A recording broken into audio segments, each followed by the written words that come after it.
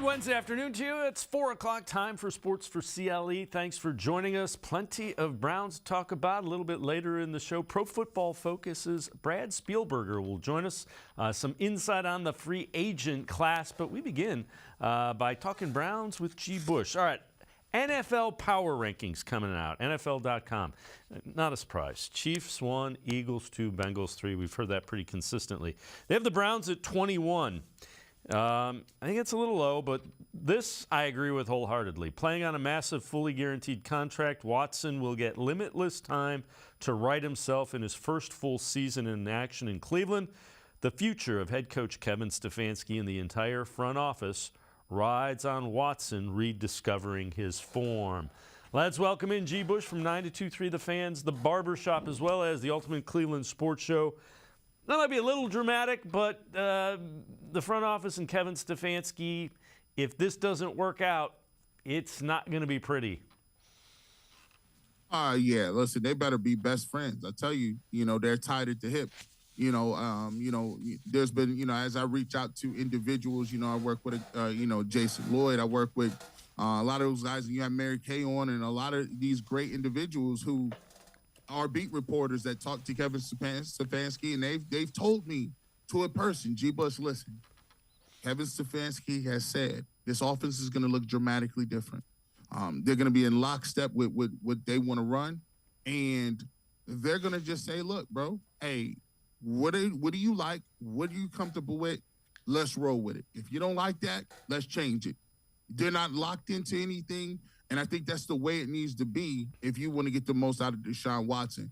I don't even care if it's basically going over the Chiefs playbook, going and look at some of the things that the Eagles do, going to look at some of the things that made, Trevor Lawrence successful, maybe looking at the vertical passing game with Tua and the Dolphins. Hey, running game options, RPOs with Shanahan and the 49ers. I don't care if you got to cut, copy, and paste it. Verbatim, hey, we're going to just hold cards up and say, hey, this is what we're going to run. If that's what it takes, so be it. But the whole, Kevin Stefanski's job, Andrew Berry's job, and the whole organization hinges on whether not only Deshaun Watson gets back to where he was before in terms of being a guy that is one of the top 5 quarterbacks, and he was that he was with the Texans. He has to be better than that. Because here, these other guys, he lost to Patrick Mahomes. I remember him playing for the Texans. They went in the Arrowhead, and they were up like something crazy, 28-7 or 35-3 or something. And Patrick Mahomes did what Patrick Mahomes did against everybody. Stormed way back, got his team in a position and won that playoff football game. When he threw up all those numbers, he was 4-12. Now, granted, they didn't have a lot around him, but still, they did not get the results that they wanted. So when you talk about Deshaun Watson coming back, what they need is they need him to be better than he was with the Texans, because all these other players are better than he was back in the day. All those players have progressed. Josh Allen is better. Justin Herbert is better. Joe Burrow is better. Patrick Mahomes is better. There's new guys on the scene like Jalen Hurts who come out of nowhere. He has to be a guy that not only is good as he was before, but he has to get his mojo back. He got to get his swagger back, and he got to get that flair for the game, that excitement, that exuberance, and hopefully a year away from a year in, he got some time, maybe in the off season, and he's removed from the allegations and removed from some of those things. But he has to play in a way that inspires others, and it can't be just a quiet type thing. He has to be the whole package if the Browns want to get anywhere. And he should be entering the prime of his career. He had 2-3 years. This should be when you get into that level. All right, each NFL team's biggest need in 2023 offseason, this isn't a surprise. For the Browns' defensive line, for one, Cleveland, 34 sacks, a bottom 5 mark, struggled to consistently generate pressure despite having Myles Garrett, Jadeveon Clowney on the edges. Well, Clowney was a no-show. Second, Browns' run defense was an embarrassment. Unit ranked 25th in both rushing yards per game, 135, and yards per attempt allowed, 4.7. So they gave up almost 4.7 yards per attempt. G. Bush, we talk about Nick Chubb and how elite he is. He averages 5 a carry. The defense almost gave that up. And again, they better go out and they better get the biggest, nastiest defensive tackles they can find that want to eat up running backs. You know, I just talked to Phil Taylor today. He was on the Ultimate Cleveland Sports Show. He came in and I said, hey, Phil, Big Phil, what do you feel about the D tackles? He said, man, G. Bush, it was hard to watch. He said, just being a big guy, just seeing the levels of the holes being opened up front. And as a defensive lineman, as a defensive tackle, I said, listen, man, it was probably the worst I've seen. He said, you know what? They need to do something and fast. And they need to get whoever they can get in here to fix that. Because some of that's just not people being out of position. And I'm going to tell you what, too. That number could have been worse. It was some teams that basically was like, oh, we'll just capitalize off you guys being out of position in the secondary. How many busted plays did we have for the whole first half of the season? People was just testing us back there. Well, look, and then they decided with the Atlanta Falcons, they decided that, well, you know what? Let's see if this run thing works. And, you know, you got guys like Austin Eckler having career days. He's a scat back. Austin Eckler, he looked like the second coming of Jim Brown and Gale Sayers mixed. It was Gale Sayers and Jim Brown. And I'm like, how are you letting Sayers Brown kill you like this? And it's Austin Eckler. It was bad. It was horrible. And when you look at it, they not only need to get some new guys, they got to mix some old guys in there. They got to draft them and get some free agents. Because one thing that I want to temper expectations. Perion Winfrey was a guy that they got, I believe, in the 4th round. He was a guy who was probably the biggest standout for the Senior Bowl last year. Perion Winfrey dominated in the Senior Bowl, right? Come from Oklahoma. But here's the thing. You can't count on rookies. I mean, David Bell was a no-show. Anthony Schwartz has been a no-show. You can't count on what rookie has come in and dominated and just stopped the run by himself. So you're going to need not only a guy to develop that maybe 2 to 3 years, but you need somebody like right now. You need give me Fletcher Cox if you're willing to come on out here. I don't know why he would leave the Eagles. They should probably give him a 1-year deal, 2-year deal. But listen, you need some of those guys as well, Dave, if you're trying to stop the run and you're trying to solidify your defensive line, because like you said, and I'm glad you said this too, they need to stop mentioning Jadeveon Clowney right by Myles Garrett's name. It's disrespectful.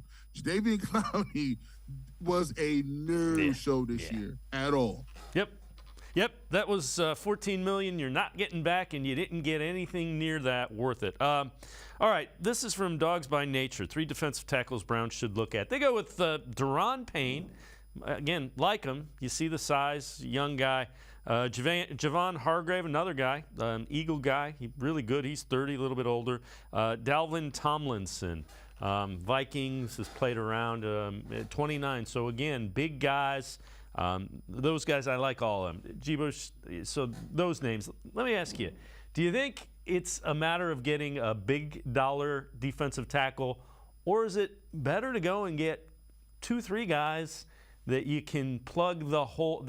There are mammoth holes. They need a lot of help. I think you need like 3 guys that can be your top 3 rotational defensive tackles.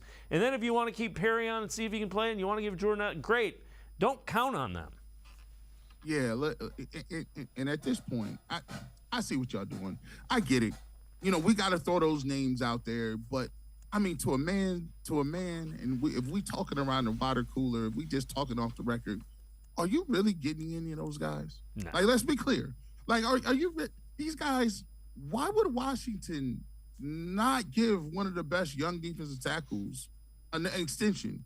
Why would Philadelphia basically let him walk when they have younger guys every other places and they're not really under a cap situation? My thing is, we can mention those guys because they're at the top of the free agent list, and that's what it is. But, you know, we're not getting none of those guys. What the Browns need to do, they need to figure out, hey, where can I get a guy on a 1-year deal?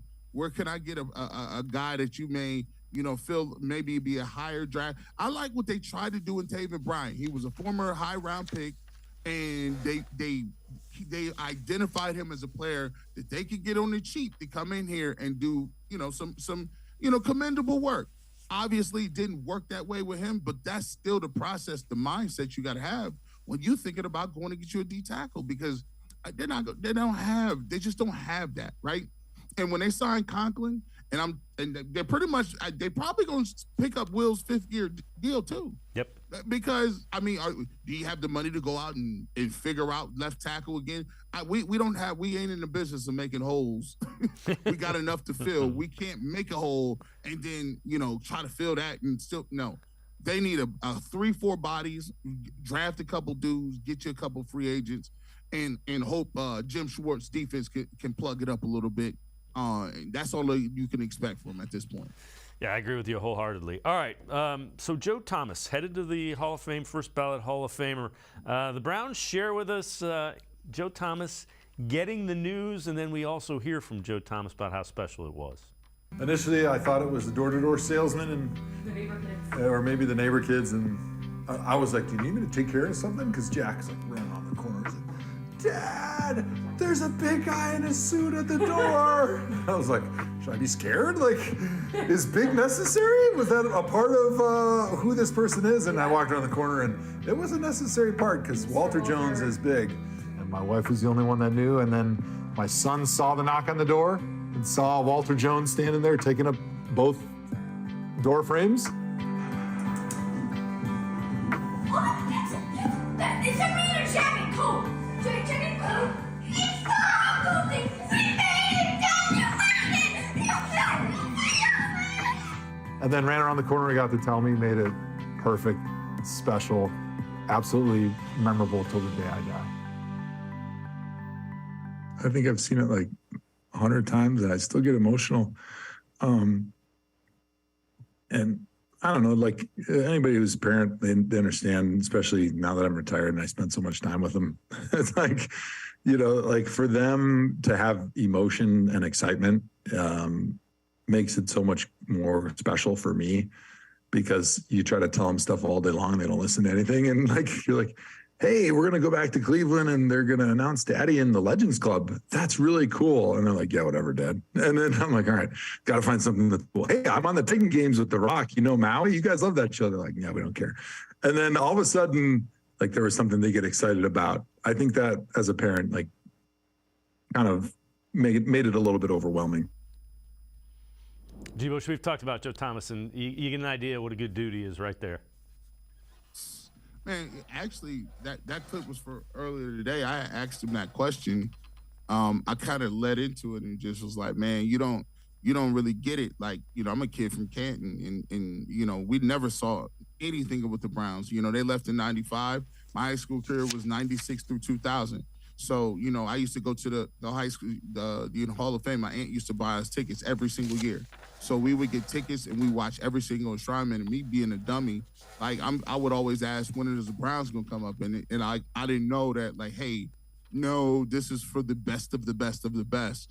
And the Browns aren't here and they don't have any players getting inducted. So I used to have to watch the Steelers and the Cowboys and the 49ers people and guys come from everywhere with their jersey, pack the stadium, and we never saw the Cleveland Browns represented, never saw anybody up there. So I asked Joe, I said, "Man, listen, you understand, like when you get inducted into the Hall of Fame, that's like our Super Bowl. Like that, we don't, like, we can only dream of it. We talk about it all the time. Like, I sit here and I ask you, like, hey, man, what would it feel like the night before the Super Bowl to just know the Browns is playing the Super Bowl, or to see those colors run out of the tunnel and be represented on the biggest stage in the world?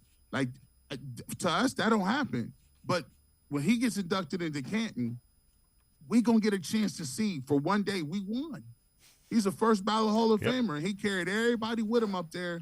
And he's just a solid dude. Sometimes I'll text him or he'll text me, and I can't even believe. I'm like, "Bro, why he texting me? G. Bush. Why the heck would Joe Thomas text G. Bush?" It still gets me. He don't big time you. He one of the best dudes I've ever met. Humble, just a good, solid dude, man. And so everybody in Cleveland is just super excited for him, and as well he should be. G. Bush and I are going to step aside, take a quick time out. Other side of the break, we'll head to the voicemail of Truth and Reason, talk a little bit more about the defense. Sports for CLE. I'll be right back. Stay with us. The Ohio Lottery Partners in Education program recognizes role model students and teachers from across Ohio. Nominations can now be done completely online. To nominate a deserving teacher or student, go to ohiolottery.com. In the About section, find Partners in Education. There you will find links to the nomination forms. Students kindergarten through 12th grade can be academic all-stars. Teachers can be honored as a Teacher of the Month. The Ohio Lottery Partners in Education, where stars shine.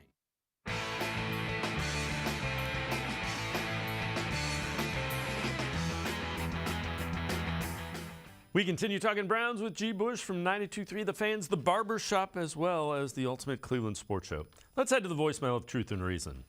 Hey, this is John from Sandusky. I'd like to say something about Deshaun Watson in his last 6 games that he played. He got 1,000 yards in 6 games. Keep it all the way real. He was rusty and still got 1,000 yards in 6 games. And he's been out of football for 2 years. He got 1,000 yards in 6 games. His schematics, his analytics, and everything Pro Football Focus. If you look at every game that's been analyzed, and he gets better and better out of the 6 games. So I just wish that people stop complaining.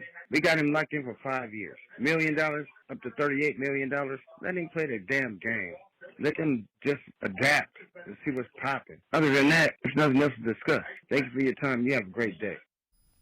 All right, as always, appreciate all the voicemails. G. Bush, they're going to need more from Deshaun Watson. The 6,000 yards in 6 games equates to under 3,000 yards passing in a season. So, it ain't it. Yeah, no, and I do expect him to get back to the. I'll be the first to say, I expect him to get back to the level he was at, maybe even a little bit better, because he's coming into the prime of his career. Yeah, and you know what I like sometimes, man. It ain't nothing like life to get you down and give you some adversity to work through. That's what I like to see. Everybody can be rocking and rolling and doing their thing when they're healthy. They got a bunch of money in their pocket. Everybody love them. Fans don't say nothing but good things about you. Media, they always sing your praises. But when you down, right now, Deshaun Watson ain't got, but probably about 6 to 7 people in his inner circle and, his family that think that, he thinks that he's still the guy he was. And they have no doubts. I don't have a doubt he's going to do it. But I'm a regular dude, and I'm part of the media. I got to see it. Your family, yep. My mom thinks I'm great, right? My mom still thinks I'm the best to ever pick up a microphone. But for the rest of the people, they're like, bro, you got to prove it, bro. That's your mom. She loves you unconditionally. For us, we got to see it. Do I think he can get there? Sure, I do. But I love the fact that he has a little adversity at this point now because he's going to work. I guarantee he's going to work as hard as he's ever worked in his life. Yep. Clemson, your wins against Alabama, your touchdowns and your passes in Houston, none of that matters right now. We putting you right back at square one, Deshaun. Nobody has you mentioned in the top 10 quarterbacks right now. Nobody. No, your family probably does. But the great thing about that is you can still get there. He can still get back to where he was. And I like the fact that he has a bullseye on his chest because now he gets to put that energy and effort into making himself great. And I like the fact that the Browns is at 21. Love it. You know why?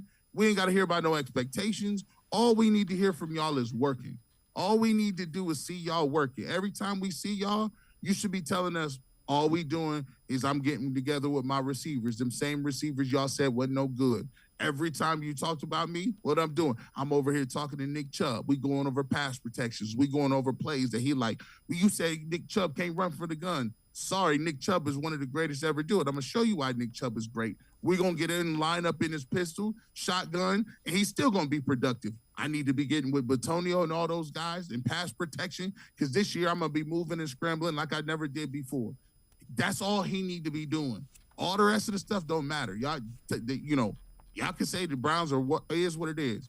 But this year, everybody's going back to square one, and sometimes you got to go back and do your first works all over again. And I think that's what the Browns need to do to get back to at least talking playoffs is putting that initial work in. So this is from Dog Pound Daily. 3 Browns who should see an expanded role 2023, 1 who should not. So expanded role, Sione Takitaki, linebacker, coming off an injury. So, again, if he's healthy, I agree with that wholeheartedly. I think he opened some eyes last year with his play. Perion Winfrey, the second one. I'm curious to see if Jim Schwartz can unlock a little bit more from Perion Winfrey. Jerome Ford, running back, and you assume that he might be the number 2 guy behind Nick Chubb. It'll be interesting to see. Lesser role, Anthony Schwartz. We'll see. I want to see more from Anthony Schwartz. Speed that you can't teach. Got to be on the field, and you got to catch the football when it hits your hands. If Anthony Schwartz catches the football when it hits his hands, I like him because he's fast. Well, you know, the great part about where the Browns are, some people would say this is a disadvantage, but I would disagree. Well, where they are right now is all 4 of those names. The Browns are in a position where they can lessen anybody's role. They need every one of them dudes. Yeah. They need Taki. They need Schwartz, because every single one of those guys brings something different to the table that they're lacking. There's no way, if you can look at the Browns defensive line, you can't just cut everybody and keep it pushing. Like, at least you can say, I like Perion Winfrey and his skill set. I like what he can do. I like his physicality. I like his DNA, his makeup, right? If you can get something out of him and he matures a little bit, then you got somebody. Now you don't have to bring in 70 tackles. You only got to get 6.5, right? Taki is hurt. Listen, Taki has always been solid. He's always been a guy who I felt was solid and was a dude that could play. Here's the problem. He's going to also be dealing with adversity because he's coming off an injury, just like Anthony Walker, just like Phillips, just like JOK. I mean, think about this, Dave. This is crazy. They got all 4 of their linebackers that are their top guys all coming back from injury. When is the last time you saw that? Like, all of them. Then you got defensive tackles where you're like, hey, I'm looking for 40 tackles. I mean, this is, and you got to replace a pass rusher. They need every bit of those guys. And Anthony Schwartz, as long as he runs a 4-2 or something, he can always run jet motions. I would make him a glorified running back. I know what Kansas City is doing. He needs to be running all them jets, all those, anything. He needs to be a glorified running back.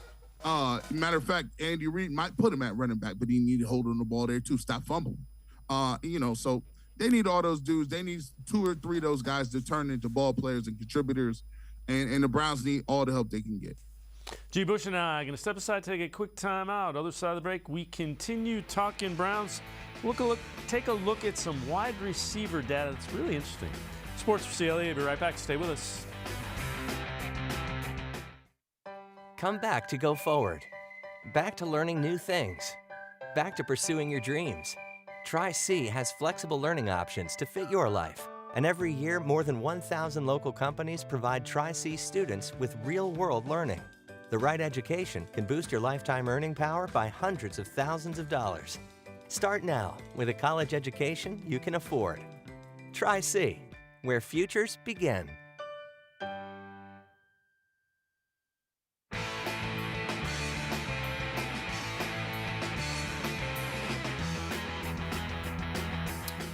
We continue talking Browns with G. Bush from the Barber Shop on 92.3 The Fan, as well as the Ultimate Cleveland Sports Show.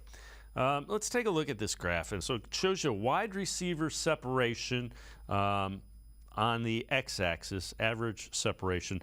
So the y-axis going up and down, average yard after catch above expectation. And what you see in this is the Browns aren't getting separation, and they're not getting yards after catch.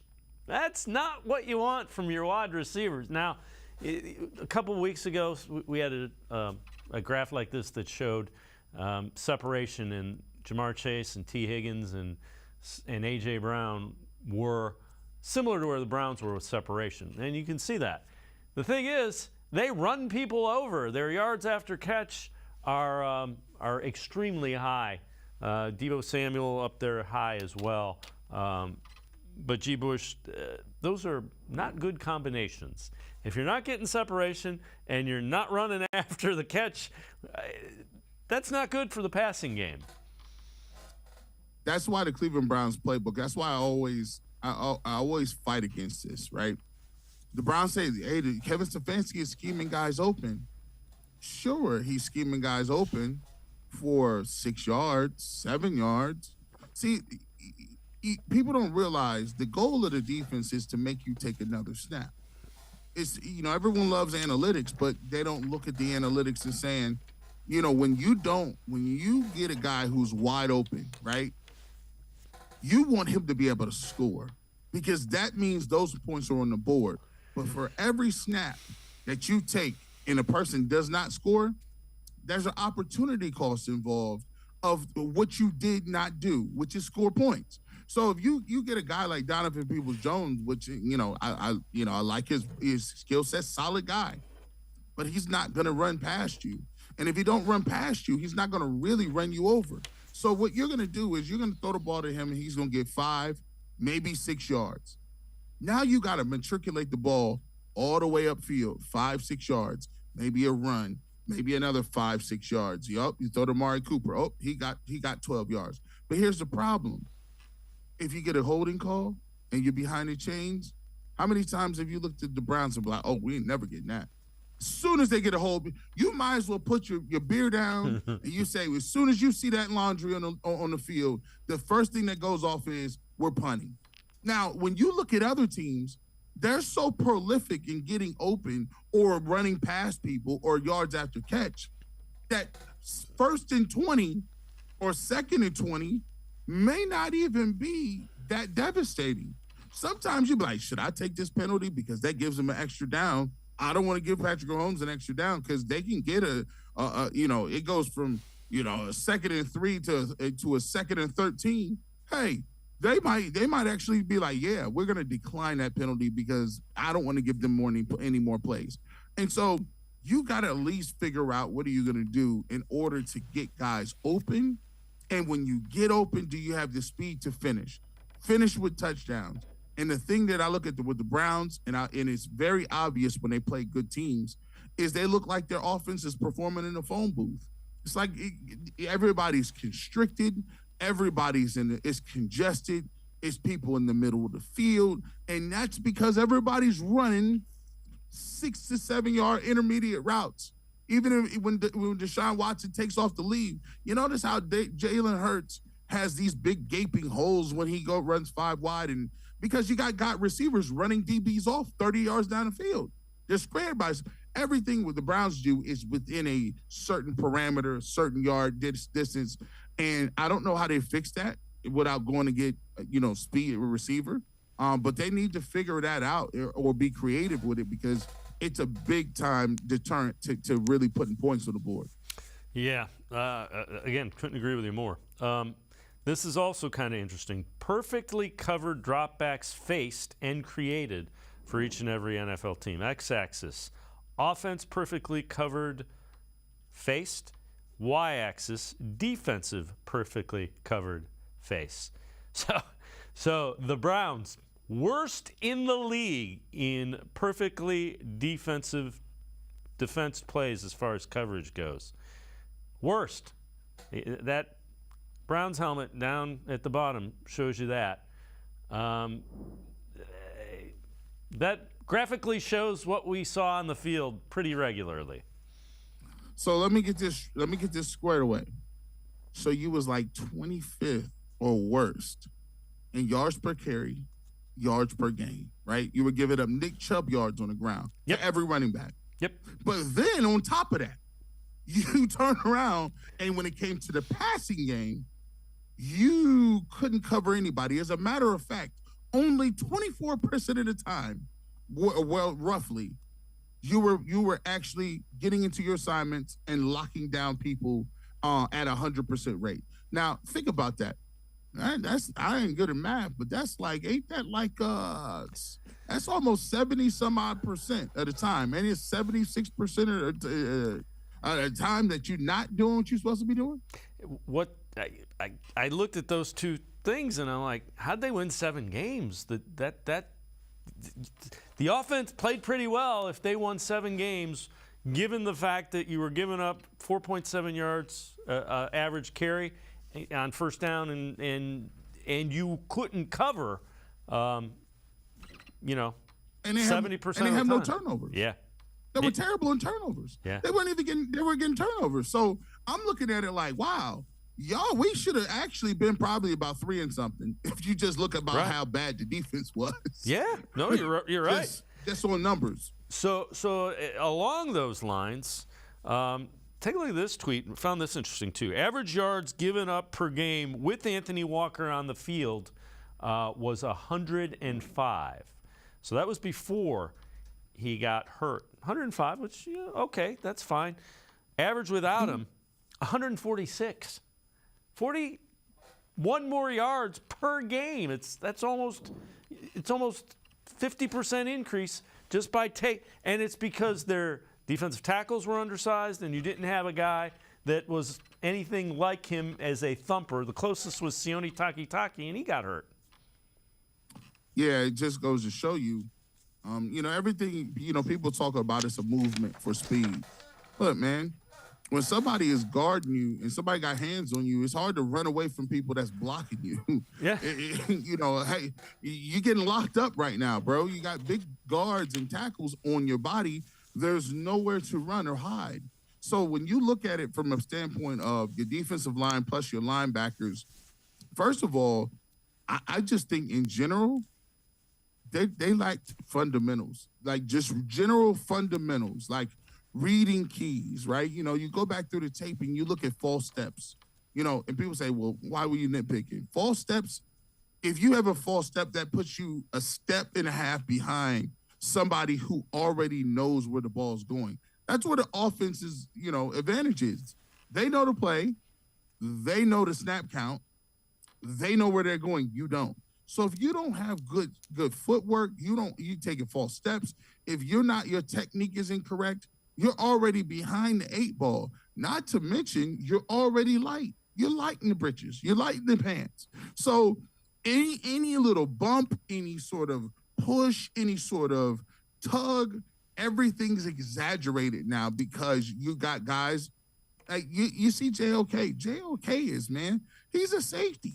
He's safety size. So you're asking him to come up, set an edge, and consistently make tackles in a hole. That's not his game. To me, they should be thinking about they need it. And this is the problem I do have with the Browns.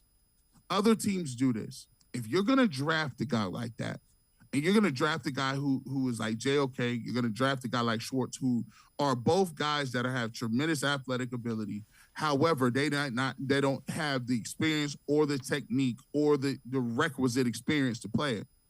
Other teams, you know what they do? They create special positions for him. So they know what he does right and what he does wrong, or what he does good and what he does bad. So they know coming into the season, hey, we need JOK at this position. This is what that position is. Nobody else plays that position because he does that.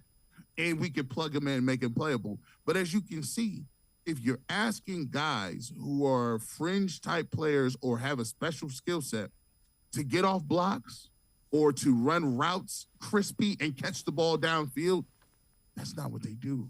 You got to give them a specialized playbook. And hopefully the Browns, with a new defensive coordinator, understand that, and they can actually start taking advantage of some of these skill sets instead of putting them and plugging them into the a system where it's just not going to work because of their limitations. G. Bush and I are going to step aside, take one more time out. Other side of the break, we'll hear from that new defensive coordinator, Jim Schwartz. Sports4CLE, be right back. Stay with us. The Ohio Lottery Partners in Education program recognizes role model students and teachers from across Ohio. Nominations can now be done completely online. To nominate a deserving teacher or student, go to ohiolottery.com. In the About section, find Partners in Education. There you will find links to the nomination forms. Students kindergarten through 12th grade can be academic all-stars. Teachers can be honored as a Teacher of the Month. The Ohio Lottery Partners in Education, where stars shine.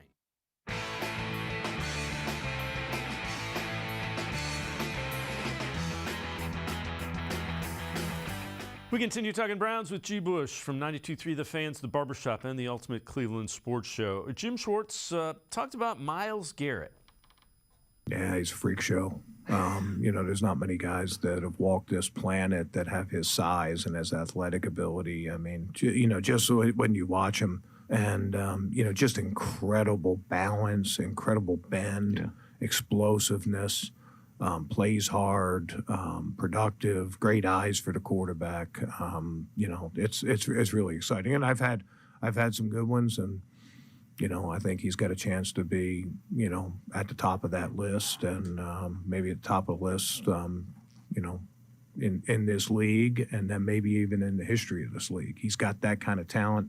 He's got that kind of personality. And, sort of our job as coaches to find ways to free him up one-on-one, and build around that kind of player. And G. Bush, Jim Schwartz is not the kind of guy that throws those things around.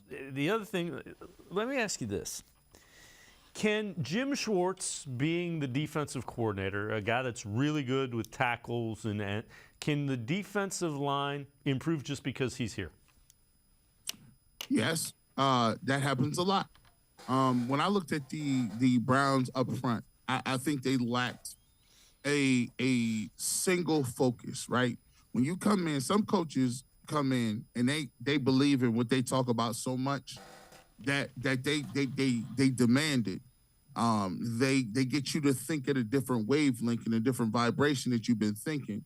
A lot of times when you come in and you dealing with coaches who don't really have a plan, you go into the week, every week the plan is different. It seems like you're catching, you're not going after it, you're not attacking, you're not being physical. There's no, too many times for the Cleveland Browns there is, let's try to figure out what everybody else is doing.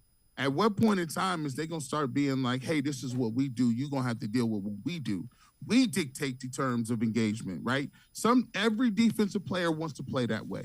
To me, Joe Woods didn't talk that talk. Now, Joe Woods could have said the same thing that he said, right?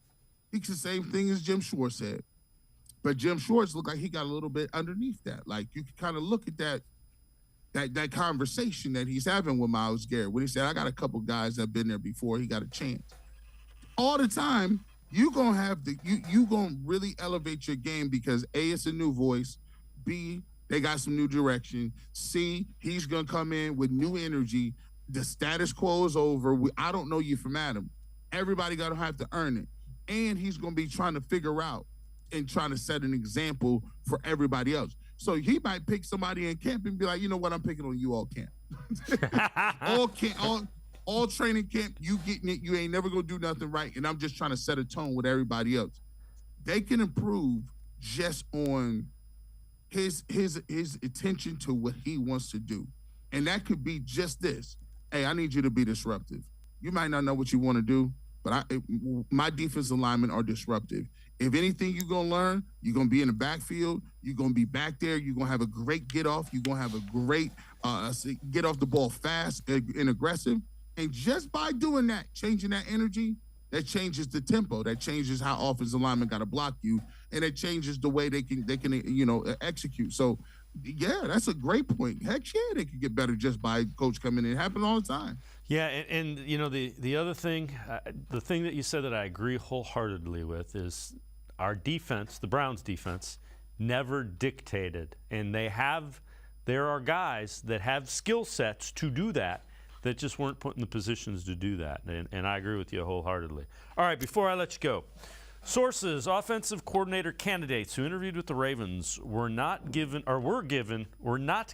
full assurances that Lamar Jackson will be back at quarterback next year. Baltimore's clear it wants Lamar back, but truly doesn't know what the off-season holds. That's from Jordan Schultz. So again, offensive coordinators are asking, are we going to have Lamar? And they're telling them, well, we don't really know. What's the end game? Yeah, the end game is they don't want to pay because they have and I get it, they're a franchise that's been really good. But man, if anybody knows what it's like to try to find a quarterback when you don't have it, it's the Browns. these guys over here, right? Yep. Go ahead. Listen, hey, I wish you all the best of luck in your future endeavors, Baltimore. I would like to get Lou Amaretto. I don't know how to really say his name, but I want him out of the division. Yeah. I would like to not play Lamar Jackson anymore. I want him gone. Yep. If Joe Burrow decides that he would like to just somehow only play in the NFC, I'd welcome it. I'd show up and I'd help him pack his own bags and get 2 men in the truck, and we'll go out there and we'll put that thing together and we'll make sure that we move him out of the division too. Hey, listen, Baltimore, listen, you guys have been spoiled. You guys were the Browns at one point in time, and then you got a facelift. You started to actually believe that you were a different organization, but you're not. Here's the point. Don't get it twisted. It's a little bit difficult, more difficult than you let on. You know, you've been lucky a little bit. You had Flacco, then you drafted Lamar Jackson. See, this is the same thing that happens to the rest of these teams.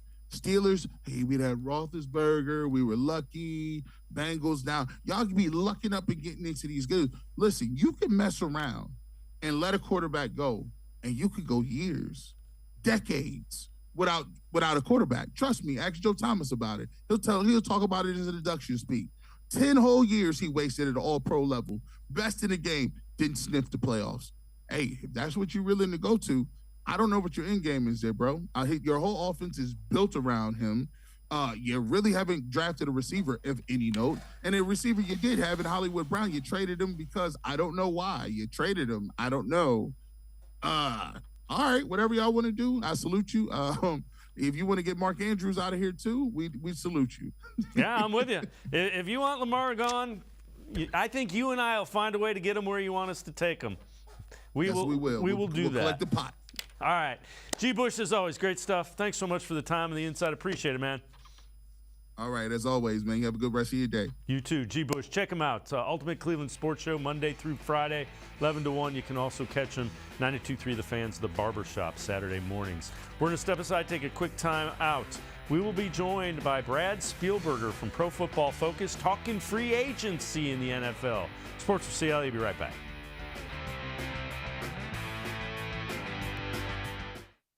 Come back to go forward. Back to learning new things. Back to pursuing your dreams. Tri-C has flexible learning options to fit your life. And every year, more than 1,000 local companies provide Tri-C students with real-world learning. The right education can boost your lifetime earning power by hundreds of thousands of dollars. Start now with a college education you can afford. Tri-C, where futures begin.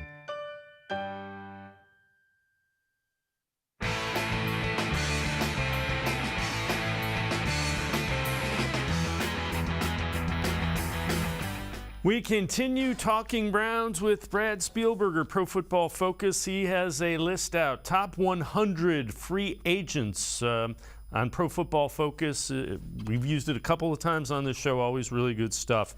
So let's take a look. One free agent each team cannot afford to lose. This is from one of Brad's articles on Pro Football Focus. For the Browns, he goes with linebacker Anthony Walker. And earlier in the show, Brad, we showed the difference. So with Walker on the field, I believe it was 104 yards a game in the run defense for the Browns. Without him, 145. So it's pretty significant. We're assuming he's going to be healthy. He's coming off that injury. Welcome to the show. Appreciate the time. Take us through Anthony Walker and why he's so important. Yeah, thank you so much for having me. Like you mentioned, their run defense, especially with him and Jeremiah Owusu-Koramoah, just much better with them on the field. Both guys also, though, a little bit undersized, able to play in coverage. As we saw in this year's Super Bowl and the entire season, the ability for these linebackers to cover tight ends, cover running backs, and number 3 wide receivers on occasion is hugely valuable. But the last piece you mentioned, that health is a big question mark. Like you said, we're presuming he's going to be healthy or will be by week 1, ideally, and that is, of course, a big part of it. Yeah, and the thing is, that may keep the price for his contract this year down a little bit. Now, we've mentioned you have done top 100 free agents, a list of them in Pro Football Focus. We're going to go through some position groupings that we feel like the Browns need. Everybody kind of feels like they do. An underrated free agent at each position, Pro Football Focus. Defensive interior lineman, they go with Deshaun Robinson, 2022 PFF grade 64.4. Fits as a rotational player, flashed against the run past 2 seasons with the Rams, produced a run defensive grade of 78.3 and 68.7. Do you think he fits with the Browns, and who else do you think might fit defensive tackle free agent from that list of the 100 that you did with the Browns? Yeah, it's actually funny that he is brought up. I had an article of one defensive free agent each team should pursue, not from their own team, and it was Deshaun Robinson for the Cleveland Browns. He is, there are some. He never played for Jim Schwartz, but was a Detroit Lion draft pick right after Schwartz left. And I think in that similar mold of the defensive front he wants to deploy, and a really, really good run defender. I know I'm not breaking any news. The Browns need to improve as a run defending interior, probably more than anything else. One other guy, maybe another potential fit, is Andrew Billings, coach of the Las Vegas Raiders, a nose tackle, a good run defender. Both guys not going to break the bank, but can fix maybe the biggest deficiency on this team. Do you think they attack multiple free agents? Because you're right, it needs to be fixed pretty much yesterday, that defensive tackle position. I think they could. It's actually one of the deeper position groups in the free agent class, which of course works in their favor, maybe a bit of a buyer's market. And then, you're not looking for interior pass rush. It would be nice. You obviously had Sheldon Richardson and have seen what guys can do opposite of Myles Garrett. But if you're just looking to really shore up the middle and work on run defense first and foremost, Schwartz will dial a lot of things up and generate pressure and manufacture pressure in a lot of different ways. Maybe they can go out and add 2, big body guys in the interior for not that much money. So let's move to the edge. Obviously, it doesn't sound like Jadeveon Clowney's coming back based on the way it ended here in Cleveland. So they need an edge rusher opposite Myles Garrett. Justin Houston is the edge rusher who is an underrated free agent from the edge position. Pro Football Focus grade 77.1. Produced pass rushing grade 75.0 or better past 2 seasons with the Ravens. Also has had the ability to finish those pressures in his career, 21.6% pressures resulting in sacks. Is this a guy you could see the Browns signing, or who do you think they kind of target opposite Myles Garrett from the edge? Yeah, I think they go a little bit younger. I think a guy that I love is a guy that was in Tennessee that was just with Jim Schwartz. And I'm not just saying that because of the connection, but DeMarcus Walker had his best season, a former second-round pick that got off to a slow start in his career, but had a career-high 32 pressures, a career-high 7 sacks this year, played about 500 snaps, part of that rotation they had in Tennessee. And I think an ascending young player that perhaps in part grew this last year because of Jim Schwartz. Again, I'm not trying to be cheap in every single selection, but the Browns have a lot of big contracts, and in free agents they need to be smart and add guys that can bring more value than their contract maybe suggests, and I think he's a great potential candidate. Yeah, I agree with you, and Jim Schwartz kind of has a feel for that defensive line and asking guys to do specific things that play to their strengths, and I think might have been missing from what the Browns did a season ago. Before we take a quick break, let's head to the safety position. Another thing, they don't really have a true free safety on this roster.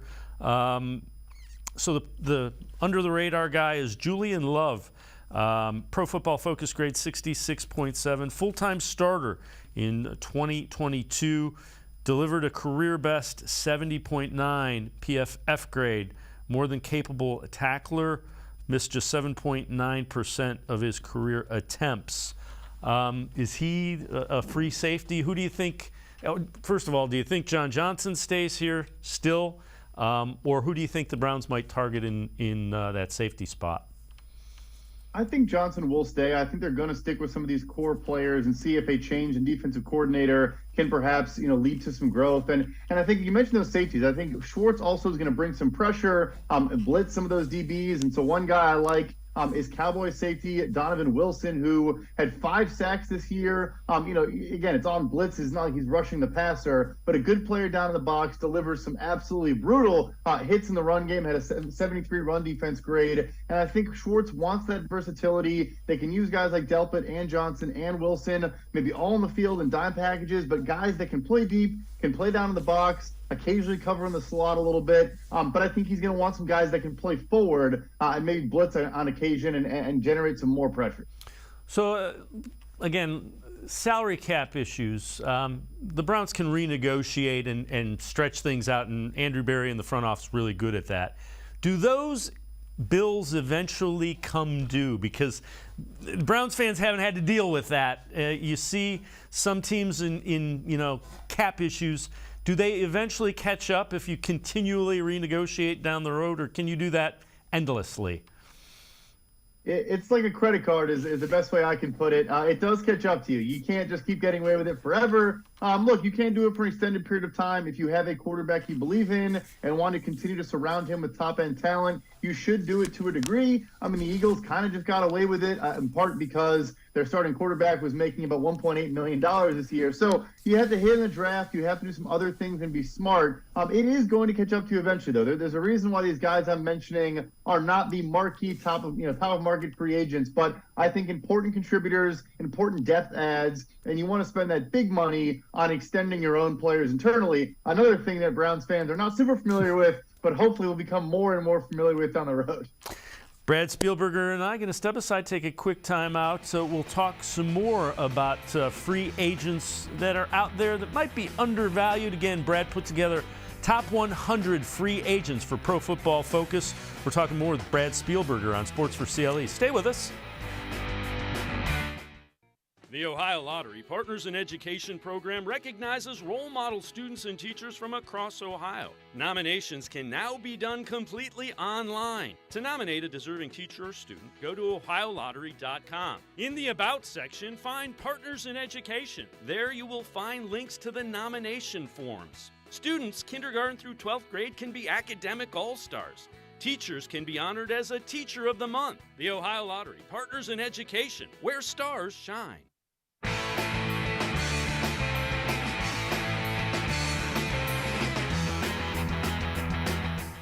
We continue talking Browns and NFL football with Brad Spielberger from Pro Football Focus. Brad compiled the list, top 100 free agents, and we're talking free agency. Back to that list, one underrated free agent each position from Pro Football Focus.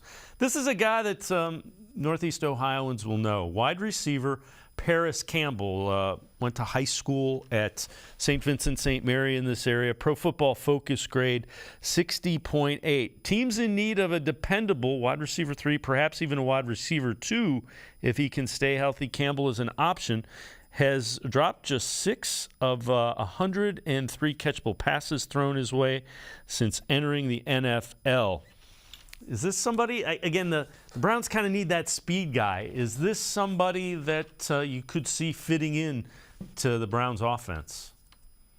I do. I think he is a potentially good option. A bunch of injuries early in his career, but was a good player this past season. Was consistent as well. Had 9 games with 40-plus receiving yards. A guy that can bring that speed element, can win down the field. Also, of course, can work underneath in the slot. And I think a good complement to David Bell, who I do like, the rookie from last year from Purdue, but more of a possession receiver, a sharp, savvy route runner. I think the two players are a bit different in good ways. So he is certainly a player that, depending on the price point, I think could be a solid add for them. They need to add a receiver. I agree with you guys. Now, the other thing that's really interesting, this is a guy that was a Brown, wasn't supposed to be a starter. The underrated free agent center, Ethan Pocic, 79.0 grade by Pro Football Focus. Career year for the Browns. While it might be a stretch to expect that level of play from him going forward, 3-year play from 20 to 22 at center showed clear progression. I guess the question I have, Brad, with Pocic, did he play his way out of the price range of what the Browns want to pay? You've got, 3, potentially 4 if they pick up Jed Will's option that are playing on $10+ million contracts. Right. I mean, both guards, top 5 at their position markets. Now, of course, Jack Conklin at right tackle gets a new deal, top 10 at right tackle. So I wouldn't say he priced out in a vacuum. Did he maybe price out because of the context of their roster and how many resources they already have allocated to the position group? That I say maybe. And I also think, look, you have Bill Callahan in the building, and Pocic, as it showed, was a fine player, but was not grading at this, elite level and playing super well until he got to Cleveland. So do they believe they can continue to develop some draft picks and other internal players, opposite 2 elite guards and kind of just, get away with it at center? But I'll say this, he's going to get a solid deal. I don't think it's going to be top of market at center. I think it's going to be mid-tier, or maybe $7, $8, $9 million a year, and maybe they can find a way to make that work. Now, you've compiled the list of the top 100 free agents. Who do you really like for the price point? So who's a value guy? Let's start at defensive tackle, because the Browns need one desperately.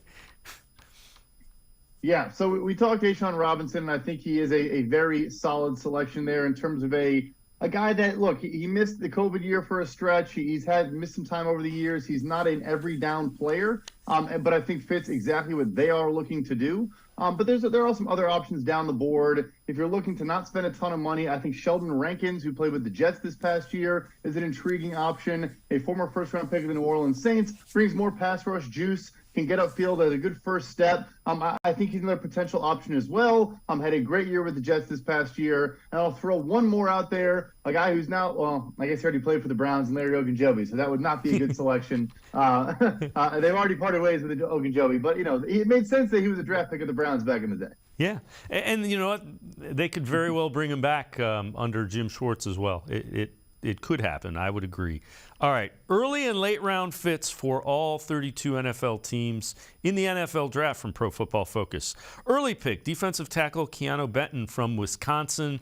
Late pick is wide receiver Charlie Jones from Purdue. Browns have to get much better up front in the middle of their defense after finishing 2022 with a 38.2 run defensive grade, 29th in the league.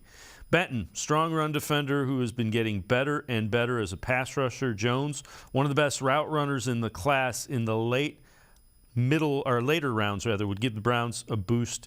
Short area slot receiver. Benton's a guy that kind of flashed at the Senior Bowl as well. Could he potentially even play himself, ahead of where the Browns are picking in the 40s, do you think? I think he probably should still land in that range. That's where the better players that are, viewed as kind of those tree trunk type guys tend to land. I think that is a phenomenal selection for them. If they wanted to maybe even splash in the first round, there are a handful of really good players that could go in that range. I think Elijah Cansey at Pittsburgh is a really good player, more of a pass rush upside guy, but a special talent, that I think could become a really, really good player at the next level. And one other guy I think could land in that second round range is Maisie Smith from Michigan, who is a freak athlete and is 6'3", about 330 pounds. Still has room to grow, but all the traits are there, and it could develop into a really, really good player, a guy that you want Jim Schwartz to get his hands on and see what he can turn him into. Yeah, Smith at that size reportedly has like a 38 or 40-inch vertical leap, which, it's that just doesn't sound like it should be able to be done. Imagine him next to Myles Garrett. Exactly. No, he is. There's a freaks list put out by Bruce Feldman at The Athletic every year, and it's basically just the guys that test off the charts. I think he may have been the #1 overall name on that list because he's just, for his size, he shouldn't be as athletic and explosive as he is. All right, let's go back to free agency for just a minute. We asked you for kind of a couple under-the-radar defensive tackle value type guys. Let's do the same thing with wide receivers. Who do you see as potentially being a value that could bring a skill set that the Browns need at wide receiver? Yeah, so a couple guys I like. We're sticking in the slot, a little bit different than a Paris Campbell, but guys that are really good run blockers and have that wide receiver 3 upside. So the first would be Trent Sherfield, who's with the Miami Dolphins this past year, came up in the San Francisco 49ers organization and had, I wouldn't say a breakout year, but a really, really good year for him. A really good run blocker, can play over the middle, can make plays in tight spaces, and is getting better every year. And then a similar player, although I think he's more of just your traditional wide receiver 4, one of the best blocking wide receivers in the entire NFL, and that's Zach Pascal, who's on the Philadelphia Eagles this past year. Actually had a nice catch in the Super Bowl, going to the left sideline, converted a big third down from Jalen Hurts. But again, guys that, You just bring them in to help you in the run game and are reliable in the occasional third down catch or things of that nature, reliable replacements if a guy gets hurt, but that fit well with the guys they already have in place. Brad, thanks so much for the time and the insight. Hopefully we can have you back on. Really insightful stuff. Appreciate it very much. And again, I want to remind everybody, Pro Football Focus top 100 free agents list compiled by Brad. He just told you some of the stuff that's in that. Go check it out. Brad, thanks so much. Appreciate it. Thank you. All right, Brad Spielberger, Pro Football Focus, telling us some guys to listen out for that would be great fits in free agency and the draft. For the Browns. Check them out on Pro Football Focus. We, as you know, we use all that stuff quite a bit. That's going to do it for this edition of Sports for CLE. We will see you back here tomorrow at 4 o'clock. Have a great night, everybody. See you tomorrow at 4 on Sports for CLE.